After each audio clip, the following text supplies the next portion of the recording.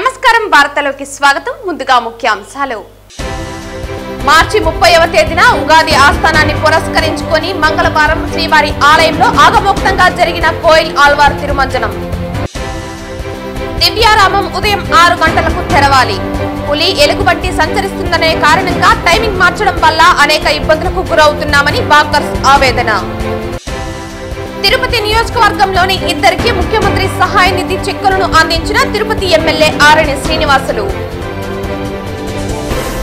వార్తల్లోని వివరాలు తిరుమల శ్రీవారి ఆలయంలో మార్చి 30వ తేదీన ఉగాది ఆస్థానాన్ని పురస్కరించుకుని మంగళవారం కోయిల్ ఆళ్వార్ తిరుమంజనం ఆగమోక్తంగా జరిగింది ఈ సందర్భంగా ఆలయం వెలుపల టీటీడీ చైర్మన్ బిఆర్ నాయుడుతో కలిసి టీటీడీ ఈవో శ్యామలారావు మీడియాతో మాట్లాడుతూ సాధారణంగా ఉగాది అనివార్య ఆస్థానం బ్రహ్మోత్సవాలు వైకుంఠ ఏకాదశి పర్వదినాల ముందు వచ్చే మంగళవారం కోయిల్ ఆళ్వార్ తిరుమంజనం నిర్వహించడం ఆనవాయితీగా వస్తోందన్నారు స్వామివారి మూల విరాట్ను వస్త్రంతో కప్పి ఆలయ శుద్ధి నిర్వహించారని తెలిపారు ఈ ఆగమ ప్రక్రియలో నామకోపు శ్రీచూర్ణం కస్తూరి పసుపు పచ్చాకు గడ్డకర్పూరం గంధం పొడి కుంకుమ కిచిలీ గడ్డ తదితర సుగంధ ద్రవ్యాలు కలగలిపిన పవిత్ర పరిమళ జలాన్ని ఆలయమంతటా ప్రోక్షణం చేశారు ఆ తర్వాత స్వామివారి మూల విరాట్కు కప్పిన వస్త్రాన్ని తొలగించి ప్రత్యేక పూజా నైవేద్య కార్యక్రమాలను అర్చకులు శాస్త్రోక్తంగా నిర్వహించారు అనంతరం భక్తులను దర్శనానికి అనుమతించారు ఈ కార్యక్రమంలో పలువురు బోర్డు సభ్యులు అదనపు EO CH Venkaiah Chowdary JEO Veerabrahmam ఇతర ఆలయ అధికారులు పాల్గొన్నారు ఈరోజు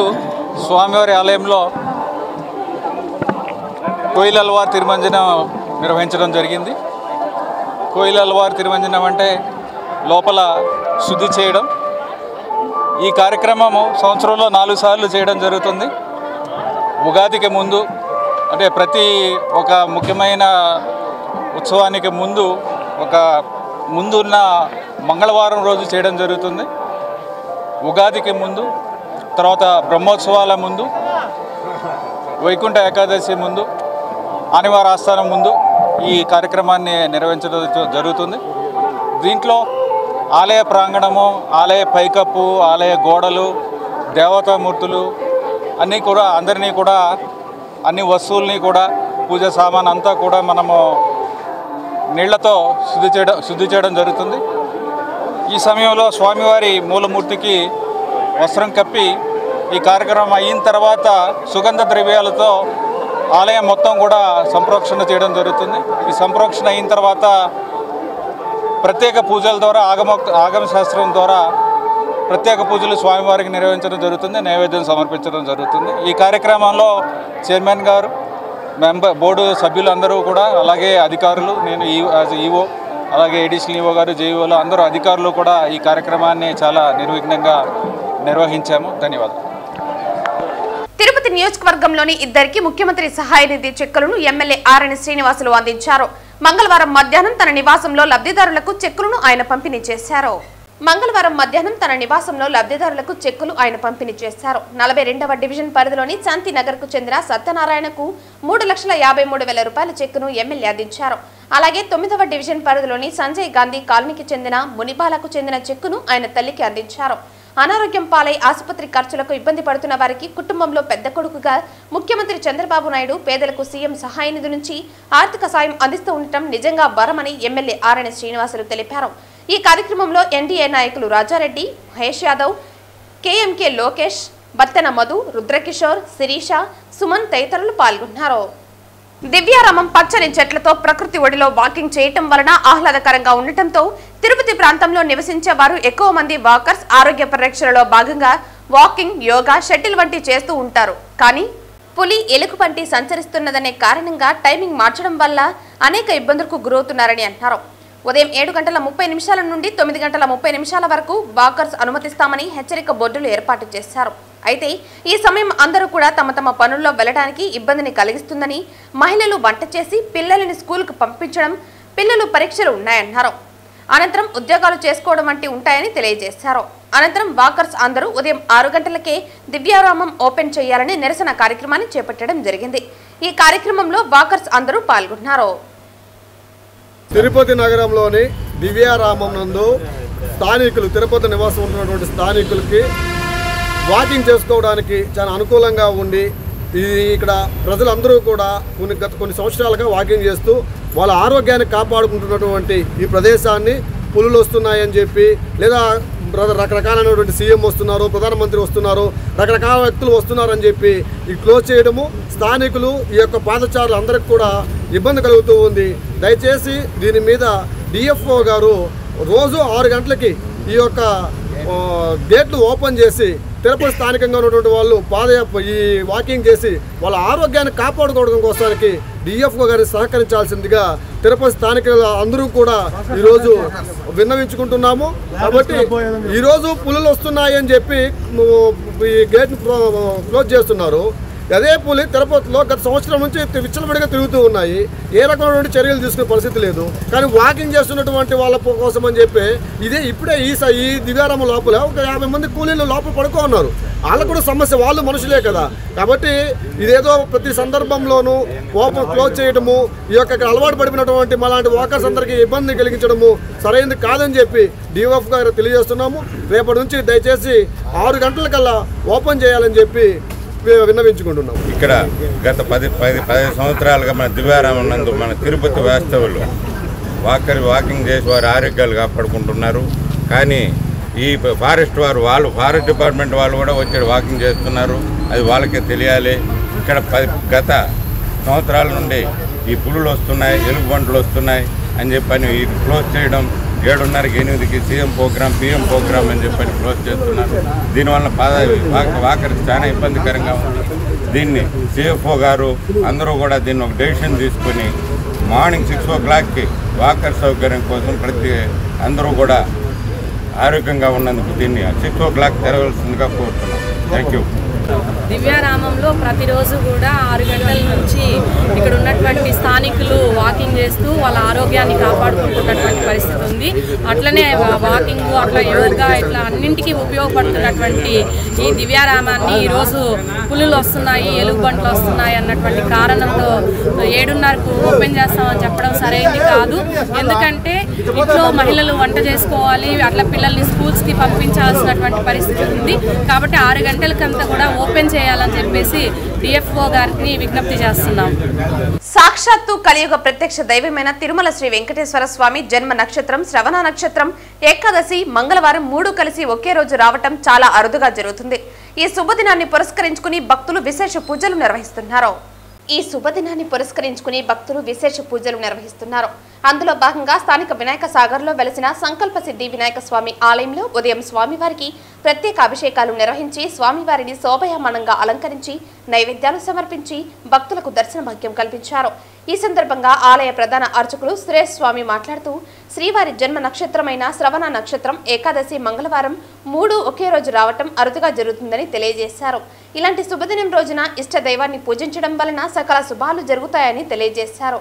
ఈ కార్యక్రమంలో శ్రీ సంకల్ప వరసిద్ధి వినాయక స్వామి దేవాలయం ఆలయ ప్రధాన అర్చకులు పురోహితులు సురేష్ స్వామి, ఆలయ ధర్మకర్త కొండే చెంగారెడ్డి, సభ్యులు గుండాల గోపీనాథ్ రెడ్డి, తొండమనాటి సుబ్రహ్మణ్యం రెడ్డి, డిపి ఆనంద్, రాజశేఖర్, వాసుదేవరెడ్డి తదితరులు పాల్గొన్నారు. ఓం గణేశాయ నమః. ఈరోజు విశేషమైన రోజు. కారణం 3 కలిసింది. కుజవాసరం అంటే మంగళవారము, వెంకటేశ్వర స్వామి నక్షత్రం శ్రవణము, తిథి ఏకాదశి. ఈ 3 కలవటం చాలా అరుదు. అంత విశేషంలో సంకల్పవరసిద్ధి వినాయక స్వామి వినాయక సాగర్లో వెలిసి ఉండే సంకల్పవరది సిద్ధి వినాయక స్వామికి ఈరోజు పూజలు అభిషేకము అన్నీ గోపీనాథ్ రెడ్డి గారి సంగారెడ్డి గారి ఆధ్వర్యంలో మార్నింగ్ నుండి చేశాము. అంతా ఆ సంకటం పోగొట్టి ఆయుష్, ఆరోగ్యం, ఆనందం, ఆస్తి అన్నీ ఇస్తారనే ఒక పూర్ణ నమ్మకంతో మన వినాయక స్వామి వేడుకుంటూ ఇంత విశేషంగా కలిసింది 3. చాలా భాగ్యవంతులు మనం. ఈరోజు ఏకాదశి శ్రవణ నక్షత్రం వెంకటేశ్వర స్వామి అంత ఉపవాసంగా భక్తుల కోసం ఆయన తులసి మాలతో ఈరోజు మనకి దర్శనం ఇస్తున్నారు వెంకటేశ్వర స్వామి ప్రతి ఏకాదశి. అంత విశేషమైన రోజు మన వినాయక స్వామికి రావటం మనందరి భాగ్యం. మంగళవారం ఉదయం విఐపి విరామ దర్శన సమయంలో తిరుమల శ్రీ వెంకటేశ్వర స్వామి వారిని పలువురు సినీ ప్రముఖులు దర్శించుకుని మొక్కులు చెల్లించుకుంటున్నారు. మంగళవారం ఉదయం విఐపి విరామ దర్శన సమయంలో తిరుమల శ్రీ వెంకటేశ్వర స్వామి వారిని సీనియర్ సినీ నటుడు సుమన్, సినీ నిర్మాత నాగవంశీ దర్శించుకుని మొక్కులు చెల్లించుకున్నారు. వీరికి ఆలయ అధికారులు స్వాగతం పలికి దర్శన ఏర్పాట్లు చేశారు. దర్శన అనంతరం రంగనాయకుల మండపంలో వేద పండితులు వేద ఆశీర్వచనం అందించగా టీటీడీ అధికారులు పట్టువస్త్రంతో సత్కరించి స్వామివారి తీర్థ ప్రసాదాలు అందజేశారు. ఈరోజు చాలా ఒక మంచి దినం, నాకు చాలా ఒక సంతోషం దినం. ఏంటంటే గుడి మొత్తం శుభ్రం చేసి, అంటే మా ఉగాది సందర్భంగా ముందే శుభ్రం చేసి ఈరోజు ఉదయం అన్ని శుభ్రం చేసిన తర్వాత అడుగు పెట్టాను. అందులో ముఖ్యంగా ఈరోజు శ్రీవాణి దర్శనం. సో ఈ శ్రీవాణి దర్శనం గురించి నేను ప్రత్యేకంగా చెప్పాలి. ఇది చాలా మంచి ఒక ప్రోగ్రామ్ ఇది. ఎందుకంటే అనేక రకమైన మనుషులు వస్తుంటారు, వాళ్ళకి సమయం, వాళ్ళకి కొన్ని అంటే లగ్జరీస్ అవన్నీ ఉంటాయి. సో ముందుగా ఈ ఒక దర్శనం అరేంజ్ చేసిన ఆఫీసర్స్కి, బోర్డుకి, వాళ్ళందరికీ ధన్యవాదాలు.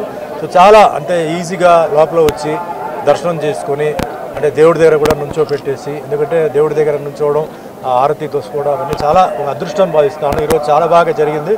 అందులో మా మిత్రులు సేలం నుంచి వచ్చారు, తమిళనాడు వాళ్ళు. సో ఫస్ట్ టైం వాళ్ళు వస్తున్నారు ఇక్కడికి.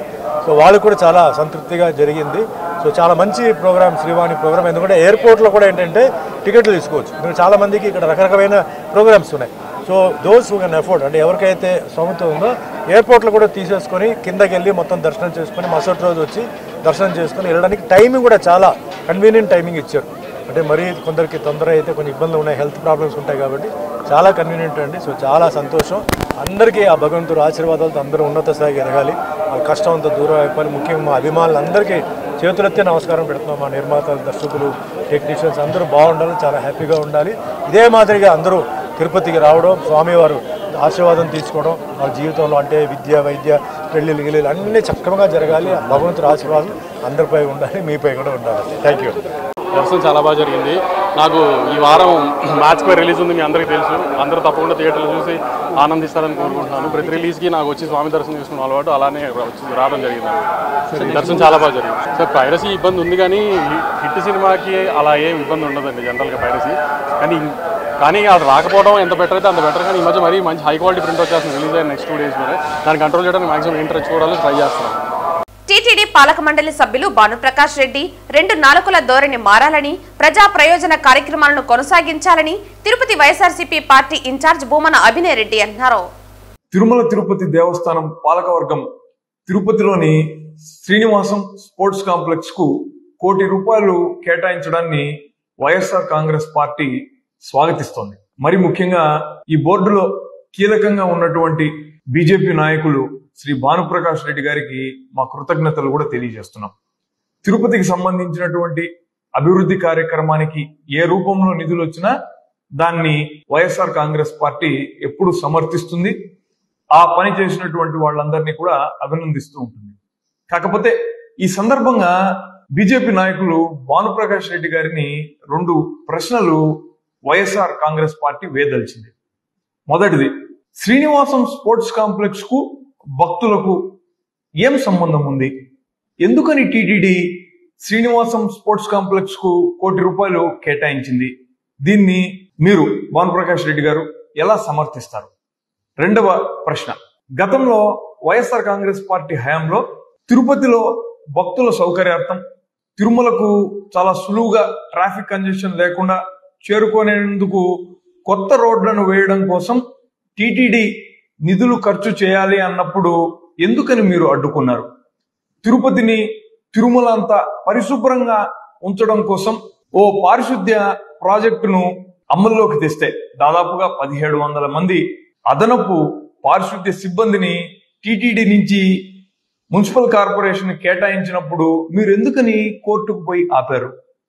ఇప్పుడు స్పోర్ట్స్ కాంప్లెక్స్ కి ఇచ్చినటువంటి కేటాయింపులు కరెక్ట్ అయిపోయి గతంలో తిరుపతి అభివృద్ధి కోసం మేము టీటీడీ సహాయ సహకారాలని కోరినప్పుడు టీటీడీ బాధ్యతగా తిరుపతిలో ఉన్నటువంటి పారిశుద్ధ్యాన్ని చేపట్టడానికి నిధులు కేటాయించడాన్ని మీరెందుకని తప్పు పట్టాల్సి వచ్చింది?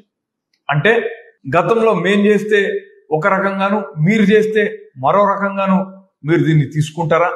ఇది మీ 2 నాలుకల ధోరణిని స్పష్టంగా బయటపెడుతుంది. మేము ఇప్పటికీ చాలా క్లియర్గా మిమ్మల్ని వేడుకునేది, మిమ్మల్ని అభ్యర్థించేది ఒకటే, మాకు ఎటువంటి క్రెడిట్ అవసరం లేదు. తిరుపతి నగరంలో పారిశుద్ధ్య లోపం కొట్టొచ్చినట్టుగా కనపడుతోంది.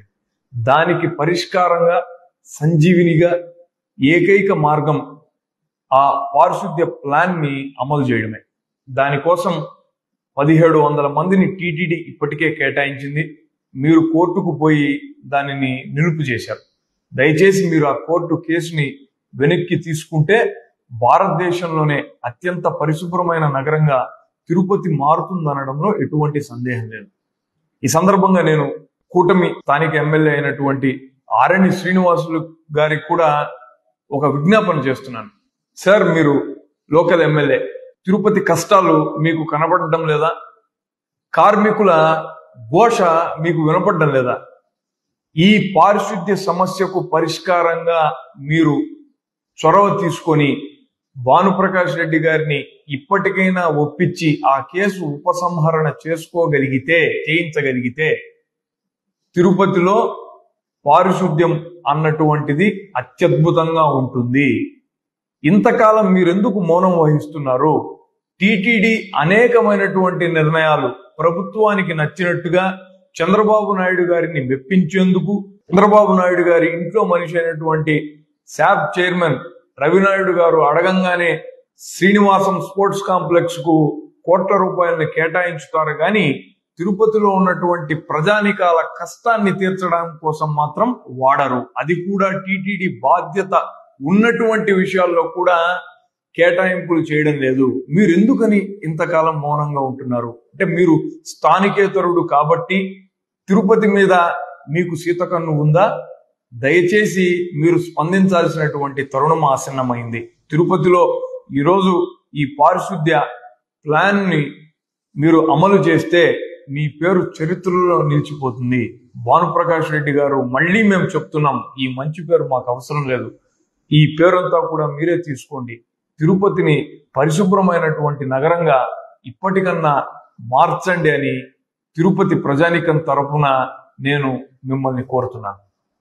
వైఎస్ఆర్సీపీ ఎంపీలపై బురద చల్లటానికి మాత్రమే పార్లమెంటులో కూటమి ప్రభుత్వం ఎంపీలను ఉపయోగిస్తోందని, లిక్కర్ స్కామ్లు అంటూ ఏమీ లేని దానిపై తప్పుడు ఆరోపణలు చేస్తున్నారని, చిన్న ఉద్యోగులను భయపెట్టి బెదిరించి తప్పుడు సాక్ష్యాలు సేకరిస్తూ పాలనను గాలికి వదిలేశారని, కక్షపూరితంగా పెద్దిరెడ్డి మిథున్ రెడ్డిపై ఆరోపణలు చేస్తున్నారని తిరుపతి ఎంపీ మద్దెల గురుమూర్తి ఆరోపించారు. మిథున్ రెడ్డి గారు ఒక పార్లమెంటు సభ్యుడు. ఆయనకి అనవసరంగా లిక్కర్ కేసుని అంటగడుతూ ఉన్నారు. వాళ్ళ నాన్న పెద్దిరెడ్డి రామచంద్రారెడ్డి గారు మనందరికీ తెలుసు. అటవీ శాఖ మంత్రిగా పనిచేశారు, అలాగే విద్యుత్ శాఖ మంత్రిగా పనిచేశారు. ఆయనకి ఎక్సైజ్తో ఏం సంబంధం? ఆయన్ని ఎక్సైజ్కి అంటగట్టే ప్రయత్నం చేస్తున్నారు. అంటే ఎప్పుడో ఉన్నటువంటి పాత గొడవల్ని దృష్టిలో పెట్టుకొని పెద్దిరెడ్డి గారి కుటుంబాన్ని ఎలాగైనా అన్నింటిలో ఇరికించాలనే ప్రయత్నం తప్పితే వాస్తవ దూరంగా ఈ ప్రభుత్వం వ్యవహరిస్తూ ఉంది. కక్షపూరితంగా వాళ్ళకి కావలసిన విధంగా సాక్ష్యాల్ని సేకరించుకునే పనిలో బిజీగా ఉంది. భయపెట్టి, చిన్నపాటి ఉద్యోగాలను భయపెట్టి. అలాగే రాజ్ కసిరెడ్డి గారు, ఈయన్ని కూడా అనవసరంగా ఈ వ్యవహారంలోకి లాగుతున్నారు. ఆయన నలుగురు ఐటీ సలహాదారులు ఆయన కూడా ఒకరు. 2 సంవత్సరాలు అతని పదవీ కాలం పూర్తయిన తర్వాత మళ్ళీ ఎక్కడ ఈ విజయవాడ ఛాయల్లో కూడా కనపడింది లేదు. అనవసరంగా మళ్ళా ఆయన్ని లేనిపోని వ్యక్తి లాగడం మనం చూస్తూ ఉన్నాం ప్రత్యక్షంగా. ఇవన్నీ అధికారం ఉందని అధికార దుర్వినియోగంతో 164 స్టేట్మెంట్లు సేకరించి ఆ 164 స్టేట్మెంట్కే, ఆ వ్యవస్థకే అపహాస్యం చేస్తున్నారు, మరకం చేస్తూ ఉన్నారు. అసలు ఈ లిక్కర్ స్కామ్కి సంబంధించి చాలా రకాలైనటువంటి అనుమానాలు ఉన్నాయి. మద్యం ఎక్కువ అమ్మితే లంచాలు ఇస్తారా? అలాగే రాష్ట్ర వ్యాప్తంగా మద్యం తక్కువ అమ్మితే లంచాలు ఇస్తారా? అలాగే పర్మిట్ రూములు, మద్యం షాపులు ఇబ్బడిమబ్బడిగా పెంచేసి బెల్ట్ షాపులతో సహా ఎక్కువకి పర్మిషన్లు ఇస్తే లంచాలు ఇస్తారా? వీటన్నిటిని రద్దు చేసి ప్రైవేటు వ్యక్తులతో ప్రమేయం లేకుండా ప్రభుత్వం అమ్మితే లంచాలు ఇస్తారా? దాదాపుగా 4,380 మద్యం దుకాణాల నుంచి 2900 మద్యం దుకాణాలకు తగ్గించారు వైఎస్ఆర్ కాంగ్రెస్ పార్టీ ప్రభుత్వం. అంటే 33% మద్యం షాపుల్ని తగ్గించారు. దానికి అనుబంధంగా ఉండేటువంటి 4380 పర్మిట్ రూములను కూడా రద్దు చేశారు. ఈ లిక్కర్ షాపులకు అనుగుణంగా దాదాపుగా 43,000 బెల్ట్ షాపులు ఉంటే వాటిని అమ్మేశారు, వాటిని తీసేశారు, ఎత్తేశారు. అలాగే మద్యం అమ్మే సమయాన్ని బాగా కుదించారు. ప్రతి ఊరికి ఒక మహిళా పోలీసుని పెట్టారు. అలాగే ఈ లిక్కర్ నాణ్యంగా ఉందా లేదని టెస్టింగ్ ల్యాబ్లు కూడా పెట్టారు. అలాగే మద్యం రేట్లు కూడా పెంచారు. మద్యం రేట్లు కూడా అందుబాటులో లేకుండా, అంటే మద్యం వినియోగాన్ని తగ్గించాలని మద్యం రేట్లు కూడా పెంచారు. తిరుచనూరు పొక్కలమ్మ గుడి వీధిలో తిరుచనూరు లెక్కదాఖలా 398/12 సంబంధించిన భూమి ఇరు వర్గాల మధ్య గొడవల కారణంగా కోర్టు కేసులో ఉంది. అయితే స్థానిక అధికార పార్టీకి చెందిన నేతకు పోలీసుల అండదండలతో సదరు భూమి బలవంతంగా బెదిరించి లాక్కునే ప్రయత్నం చేస్తున్నారు. ఈ క్రమంలో మంగళవారం సదరు భూమి 2018లో కొనుగోలు చేసి ఉన్న ఎస్సీ వర్గం వారిపై పోలీసుల అండతో దాడులకు తెగబడ్డారు. పోలీసులు సైతం అక్రమదారులకు అండగా నిలబడి కోర్టు కేసులో ఉన్న భూమిని వారికి అప్పజెప్పాలని బెదిరిస్తున్నారని, అన్ని విధాలా విచారించి తమకు న్యాయం చేయాలని బాధితులు మీడియా ముఖంగా వేడుకుంటున్నారు.